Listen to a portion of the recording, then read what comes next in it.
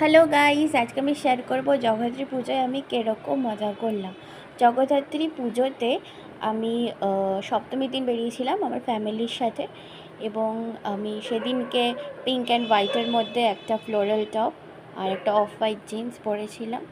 আমি খুব একটা মেকআপ তো করি না, কিন্তু ওই অকেশনারি তো করতেই হয়।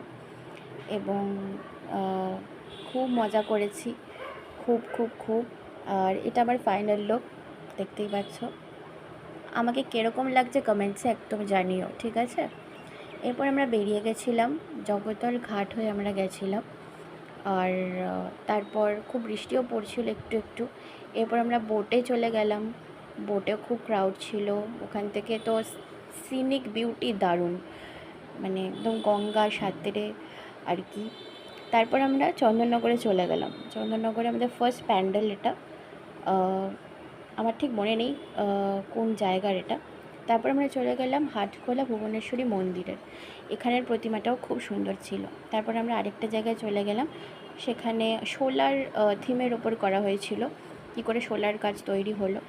এরপর আমরা আরেকটা জায়গায় চলে গেলাম, এটাও অসাধারণ ছিল, প্রতিমাও খুব সুন্দর করেছিল। তারপর আমরা রানীমাকে দেখতে গেলাম তেমাথার, এবং আরও অনেকগুলো ঠাকুর দেখলাম। তো ফাইনালি আমাদের বাড়ি ফেরার পালা। খুব টায়ার্ড ছিলাম, আর সবাই খুব টায়ার্ড হয়ে গেছি, পায়ে ব্যথা করছে, বাট এটাই এনজয়মেন্ট আর কি। আবার নেক্সট ডের জন্য অপেক্ষা আছে। সো টাটা, বাই বাই সবাইকে। আবার সবাই